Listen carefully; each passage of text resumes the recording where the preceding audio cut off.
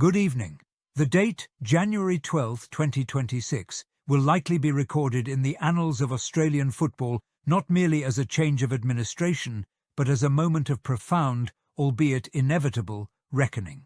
The announcement that the Australian Professional Leagues has assumed operational control of the Central Coast Mariners is, in plain English, a polite euphemism for life support. It's the speed of the collapse that has everyone reeling, Arthur. We went from the high of a derby win on Saturday to an email from Stephen Conroy on Monday telling us the owner has forfeited the licence and simply walked away. The timeline defies standard business logic. Damon Hanlon was present in Newcastle on Saturday evening, an appearance that provided a thin veneer of stability. 48 hours later, the league has taken the keys and assumed management of a club that is now effectively a ward of the state. The fans are understandably terrified. On the forum, the conversation has already turned to the existential, with many supporters questioning if the APL's version of stability involves a one-way ticket to another city or a total evaporation of our identity. We are currently being managed by a body that is itself under severe financial duress. The custodians of the game are now running a club with no owner, in a stadium it does not own, while the league itself struggles to maintain its own financial identity. It's a reality we're stuck with. But while the suits are shuffling papers in Sydney, we still have two teams out there who are actually doing the work on the grass. Indeed, we must separate the chaos in the boardroom from the character on the pitch. But make no mistake, the Mariners are now drifting in open water.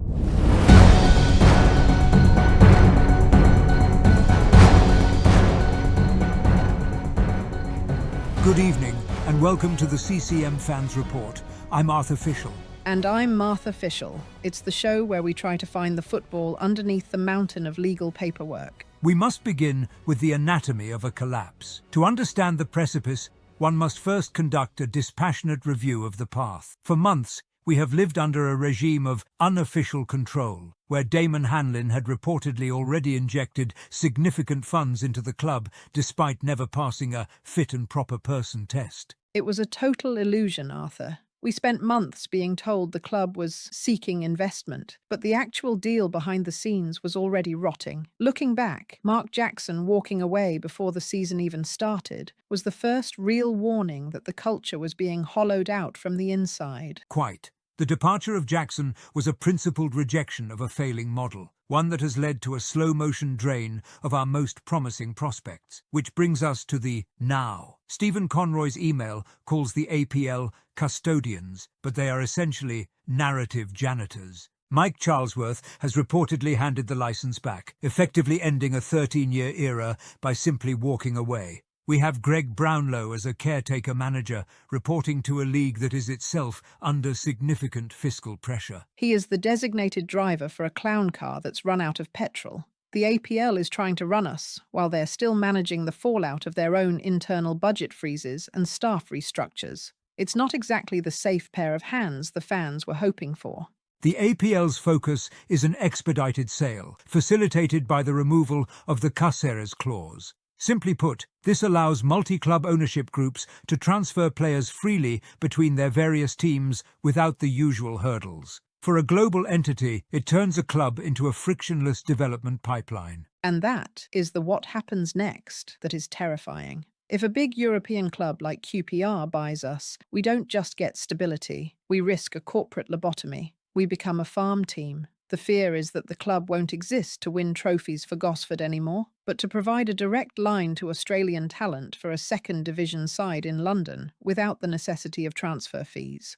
It is the ultimate trade-off, survival at the cost of the club's soul. Given the league's own financial instability, they are unlikely to prioritise a culturally aligned custodian over a bidder whose cheque simply doesn't bounce. That is the reality of it. For the APL, this is a liquidation sale, not a heritage listing. They will hand over the keys to the first network that can stop the bleeding, identity be damned. A sobering acknowledgement. However, while the suits negotiate the price of our existence, the players are still required to navigate the present.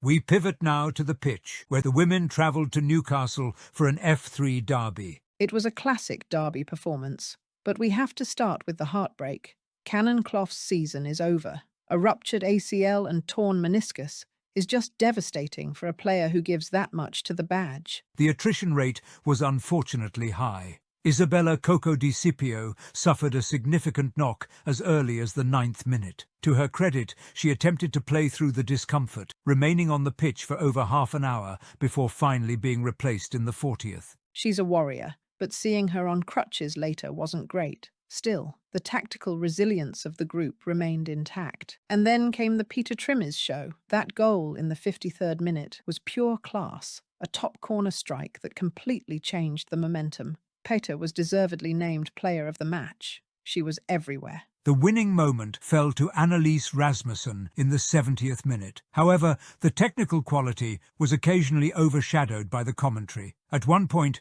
we were treated to several minutes of unsolicited praise for the officiating, a monologue that sounded less like analysis and more like a recruitment drive for the referees' union. It was bizarre, Arthur. They were practically reading out a manifesto about how most decisions are correct and how good the officials are. It felt like a sponsored segment. The Derby Trophy returns to the coast, though the actual attendance of 1,261 suggests the heat and the delay took their toll.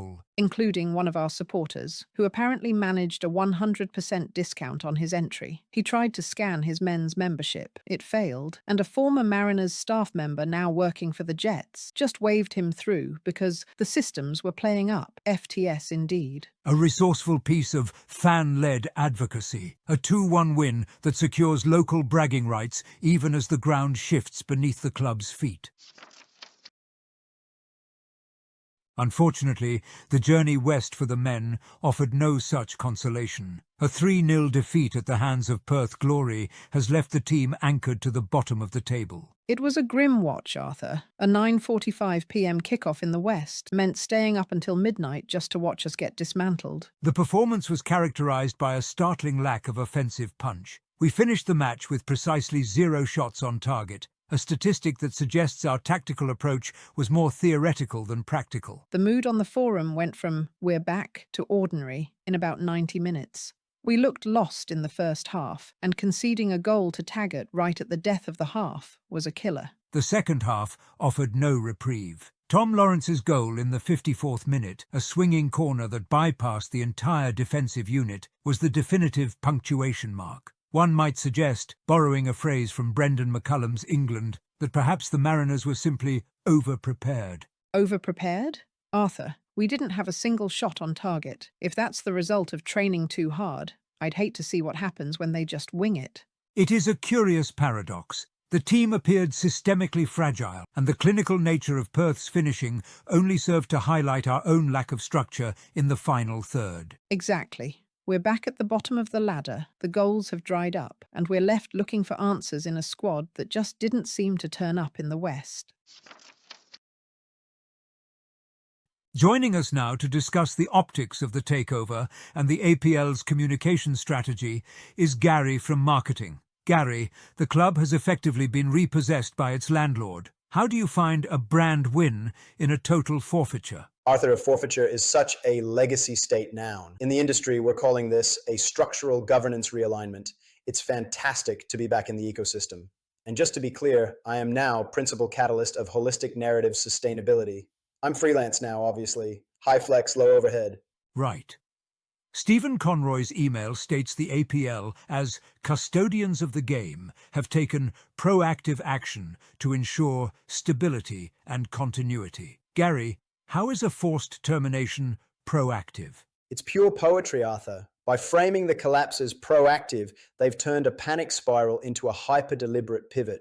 They aren't reacting to gravity, they are auditing the fall. It's gravity-positive leadership. It's like deciding to jump out of a plane after the engines have failed to optimize your personal aerodynamic journey. They've effectively uncoupled the brand from the burden of legacy administration to achieve maximum regulatory agility. But Gary, the email concludes by calling the club a valued member of the A-League's ecosystem. If the club is effectively licenseless and broke, what is the actual value of a member in this particular environment? Arthur, you are thinking like a bank manager. You need to think like a biologist. A valued member of an ecosystem isn't a business unit. It's a symbiotic necessity. The APL has transitioned the club from an isolated node to an integrated organism. By becoming a ward of the league, the Mariners aren't repossessed. They're being incubated in the central narrative hub. It's a fiscal ghost, Arthur. Maximum aerodynamics. By removing the middleman of ownership, they've cleared the deck for a global partner to achieve seamless narrative integration without the friction of a local ego. A fiscal ghost, Gary. We're a community club. Fans don't want to be an incubated organism. They want to know if the turnstiles will open on Saturday. Martha, turnstiles are a 20th century metric. In the new ecosystem, existing in the narrative flow is the real trophy. They are positioning the Mariners as a premium governance instance. It's about the journey of the brand, not the destination of the trophy cabinet. It's pure distilled potential, unburdened by the legacy weight of actual silverware or bank balances. I think we've reached our latency threshold, Gary. Thank you for the terminological gymnastics. Always happy to leverage the synergy, Arthur. I think what we're seeing is a generational pivot toward total brand transparency. And finally, a technical update from our celestial observer regarding the current standings. Following the 3-0 defeat in Perth, the men's side has bypassed the half-moon phase entirely and crashed back into a state of lunar eclipse. Our brief excursion into the sunlight has concluded with a violent atmospheric re-entry. It was a short holiday, Arthur. Last week we were vacating the basement. This week we've broken the door down, getting back in. The statistical record is becoming increasingly grim. We have now mooned 3 teams, recorded 2 half-moons, and a staggering 7 lunar eclipses. The occupancy of the basement is now secured. The men once again sit last on the ladder. Conversely, the women have utilized their derby momentum to ascend into 3rd place. The orbital path for the coming weekend suggests further atmospheric volatility at home. This Saturday, January 17th, the men take on MacArthur FC at 6 p.m. On Sunday, January 18th, the women host Perth Glory at 5 p.m. We can only trust the APL's commitment to minimal disruption holds firm, and the gates are actually open for those of us still brave enough to attend. Quite. One assumes that even in a state of high-flex realignment, the laws of physical access still apply, or perhaps the players will be required to bring their own keys. Until next time, this has been the CCM Fans Report.